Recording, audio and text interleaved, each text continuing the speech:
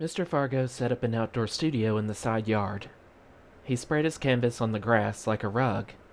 On Saturday morning, I saw him climb a ladder with a bucket of blue paint. When he got to the top, he tossed it at his canvas. So when Sheila screamed, "Mrs. Hatcher, come quick! Fudge is all blue!"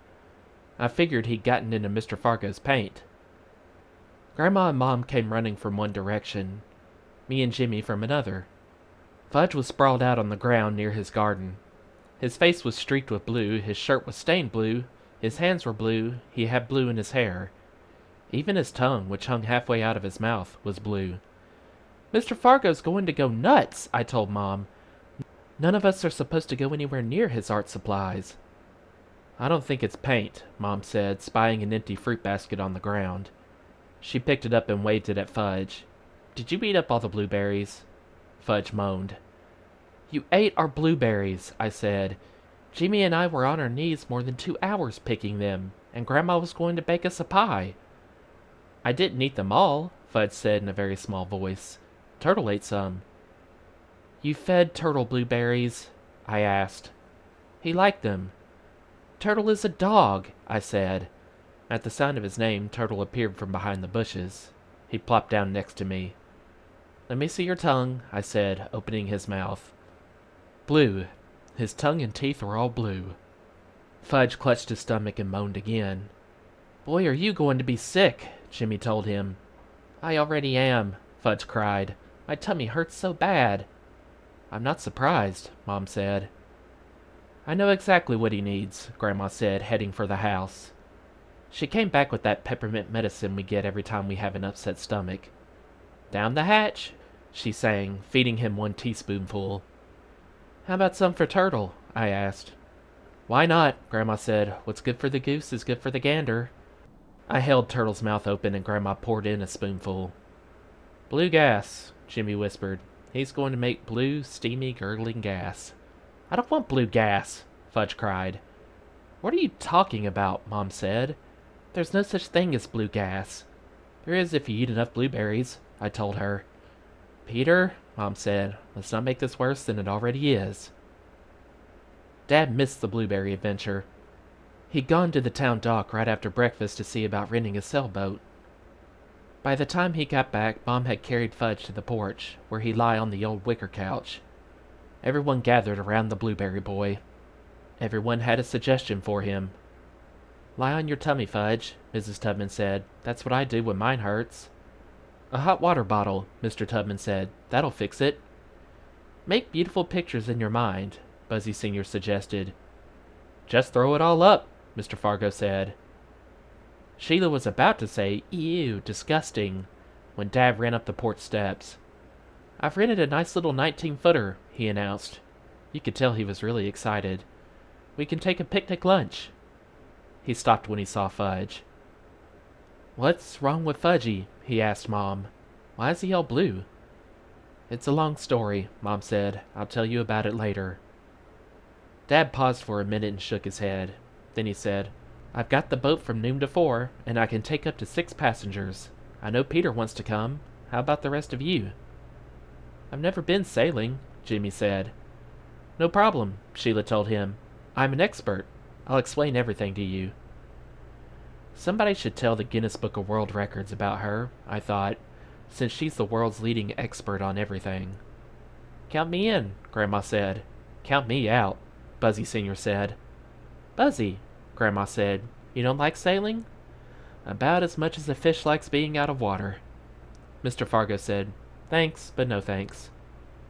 Mrs. Tubman said she really wasn't into water sports, but she'd go if Mr. Tubman would. Mr. Tubman said he had no sailing experience, but he'd always wanted to give it a try. "What about Fudge?" Sheila asked Mom. "Fudge isn't going anywhere," Mom said. "Except to the bathroom," Jimmy whispered to me, and we both cracked up. All 7 of us piled into the back of Mr. Fargo's truck. "Have a good sail," he called when he dropped us off with our gear. The boat Dad rented was tied to the dock. It looked kind of small, especially next to the really big boats that were moored in the harbor. As soon as we were on board, Dad handed out life jackets. There was one for each of us, and Dad's rule was we had to wear it the whole time. Then he started to explain the man overboard rule. "Excuse me, Mr. Hatcher," Sheila said, "but couldn't we call it the person overboard rule? I mean, man overboard sounds so sexist." Oh, Jesse Spano has entered the story. "Okay," Dad said, "the person overboard rule." He appointed Mrs. Tubman and me official spotters. If anyone fell into the water, our job was to point. No matter how the boat turned, no matter how it rocked, the spotter had to keep pointing so the person overboard didn't get lost. "Maybe I should just wait here," Jimmy said. "Nah, once we get going, you're going to like it," I told him. "I don't know," Jimmy said. "I'm not the world's greatest swimmer." "Nobody's going swimming," I said. "This water's so cold you'd have hypothermia in a couple of minutes." "Hypo who?" Jimmy said. "Hypothermia," I said. "That's when your body temperature falls really low. Most people who die when they fall in the water die from that, not from drowning." I think Jimmy would have jumped back onto the dock if we hadn't sailed away right then. "Oh, my hat!" Mrs. Tubman cried as we got going. "The wind took my hat." We watched as it slowly drifted down into the water. "Sorry, Jean," Dad said. "You should have pinned it to your hair." "I didn't know," Mrs. Tubman said. "Now you do," Dad told her. "I really liked that hat," Mrs. Tubman mumbled. I don't think Dad heard her. He was at the tiller, which is the stick that steers the boat. Soon we were moving along really fast, for a sailboat. I liked the whoosh-whoosh sound as the boat cut through the water. Dad relaxed a little. So did the rest of us. We held our faces up to catch a few rays. "Don't forget to use plenty of suntan lotion," Grandma said. Sheila slathered it all over herself. By the time she was done, she smelled like a coconut factory. "I never burn," Jimmy told Grandma.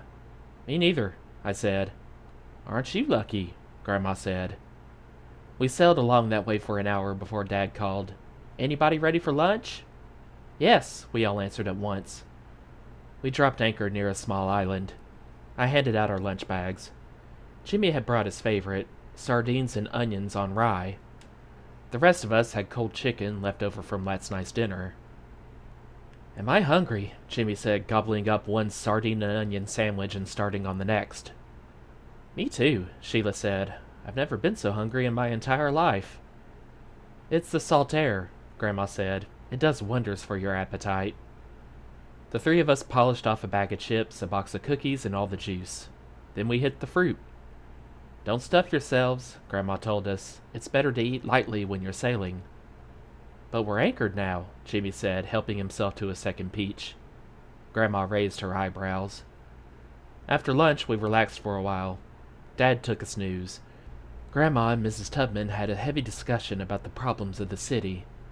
Mr. Tubman read a mystery, and the three of us played hearts with the deck of cards Sheila had brought in her pack. "I'm always prepared," she told us. After a couple of hands, she said, "Speaking of prepared, is there a bathroom on this boat?" "Look around," I told her. "Do you see a bathroom?" Since we're in an open boat, it didn't take much to figure out the answer to that question. "Well, what's a person supposed to do?" she asked. "A person is supposed to go before." "I did." "Then a person is supposed to wait until we're back." She checked her watch. "That's almost 2 more hours." "If it's an emergency, Dad has a bucket," I told her. "A bucket?" Sheila said. "That's disgusting," Jimmy and I sang at the same time. "Just when I think it's possible that the two of you were human beings, you prove that I'm wrong." Sheila's outburst woke Dad. He checked his watch. "We better get started. We'll be heading into the wind on the way back, so it's going to take longer." Once we were underway, it felt a lot colder than before. We pulled on sweatshirts. Sheila shivered and moved closer to me. I moved away from her and closer to Jimmy. It got more and more windy as the sky filled with big gray clouds. The boat tipped and water splashed over the rail, spraying us. That's when Jimmy grabbed my arm and said, "I feel funny." "Dad," I called. "Jimmy feels funny." "Keep your eye on the horizon," Dad told him. "What horizon?" Jimmy asked. His eyes were rolling around in their sockets and he was turning green. Grandma said, "Breathe through your nose, Jimmy. Inhale, exhale. Inhale, exhale." There were waves now, with white caps. The boat tipped way over and Sheila screamed, "Do something, before we all drown!" "It's all right," Grandma said. "This is a kill boat. It can't go over." It can't go over, I told myself. It can't go over. Jimmy was trying to breathe through his nose, like Grandma said. I think he was more scared than sick. "A puff is coming, Warren," Grandma called. "A puff of what?" Sheila cried, grabbing me. "A puff of wind," Grandma said. "Look at the water. You see how it's rippling in front of us?" Then she shouted to Dad, "Warren, head up in the puff." All of a sudden, the boat, which was already tipped halfway over, tipped so far the sails touched the water. The tubmen screamed and clung to each other. Figures. Drama queens. Sheila dug her fingernails into my hand. Jimmy groaned and hung on to me. He breathed the sardines and onions right into my face. "Let Muriel take the tiller," Mrs. Tubman yelled. "You want Muriel to be captain?" Dad said. "Fine." "Really, Warren," Grandma said, "you're overreacting." But she switched places with him and took the tiller, shouting out orders. "Ease the sheets, Warren. We're going to sail off the wind. It may take a while longer, but we'll all be more comfortable." The boat straightened up and sailed more smoothly. Jimmy released his grip on me. So did Sheila. Her nails left marks on my hand. The Tubmans breathed more easily, and Dad sulked. Grandma sailed the boat in like a pro. She explained everything as she did it to make us feel more secure. "Now, as we pull up, Warren will jump onto the dock," she said, "and while he ties us up, I'll drop the sail." She looked over at Dad. "Wait for me to give you the signal, Warren." But Dad didn't wait. He jumped too soon, and landed in the water. "Person overboard," Sheila shouted. Mrs. Tubman and I remembered our responsibilities. We pointed at Dad. We pointed as some guy from the dock reached into the water and pulled him out. We pointed as someone else wrapped him in a blanket. We pointed until Dad looked at us and called, "Okay, that's enough. You can stop pointing now." He was shivering so hard his teeth clicked. Mr. Fargo picked us up in his truck. As soon as we pulled into our driveway, Sheila jumped out and ran for the house. "I have to go so bad." "Did you all have a nice sail?" Mom asked the rest of us. Then she noticed Dad. "Warren, how come you went swimming in your clothes?" Dad didn't answer. "I'll be in the tub," he managed to say, heading for the house. Mom looked at Grandma. "What happened?" she asked. "Oh, the usual," Grandma said, "but all's well that ends well." Fudge jumped off the porch steps. "All's well that ends well," he sang. "I see he's recovered," I said to Mom. "More or less." Then Tootsie toddled over and held her arms out to me. "Up, P! Up!" I picked her up. She was barefooted and the bottoms of her feet were covered with blue. "Did you get more blueberries?" I asked Mom. "No, why?" "Look at Tootsie's feet." "Oh," Mom said. We ran to the side yard where Mr. Fargo had left his work. Mom sucked in her breath when she saw the path of little footprints across his painting. "What are we going to do?" I asked. "What can we do?" Mom said. What can you do? Mr. Fargo and Jimmy came around the house then. Jimmy was telling him about a sailing adventure. "I was never scared," he said. "I knew it was a kill boat. I knew it couldn't go over." He stopped when he saw us and gave me a weak smile. "Peter wasn't scared either," he added. But Mr. Fargo wasn't listening anymore. He'd seen the footprints across his painting. His face turned purple. I held Tootsie tight and waited for the explosion. "Frank?" Mom began, but Mr. Fargo held up his hand to stop her from speaking. He got down on all fours and crawled around his canvas. He stood up and walked away from it. Then he came closer. Then he walked away. Then he came closer again. He squinted. He scratched his beard. We held our breaths. Finally, he muttered, "Baby feet." I looked at Jimmy. He shrugged as if to say, "Don't ask me." "Baby feet," Mr. Fargo said again, coming toward me. I backed away. He wasn't getting his hands on my little sister. "Itsy bitsy baby feet," Mr. Fargo cooed. "Itsy bitsy teensy weensy baby feet." He tickled the bottoms of Tootsie's feet. She squealed. Then he laughed. Mr. Fargo actually laughed. "How would you like to be my partner, Tootsie Pie?" She held her arms out to him. He swung her up in the air. "I think we've got something here," he told her. "I think those little baby feet of yours are going to be a big hit." None of us knew what he was talking about, but we were all relieved. That night after supper, Jimmy and I used up a whole jar of Noxema. We had sunburned faces, necks, and ears. Our ears hurt more than anything. "Why didn't you use suntan lotion?" Mom asked. "I never burn," Jimmy said. "Famous last words," Grandma said. Then Dad, who'd had supper in his room, came down in his robe. He clinked a spoon against a glass and said, "I'd like your attention for a minute." Everyone looked at him.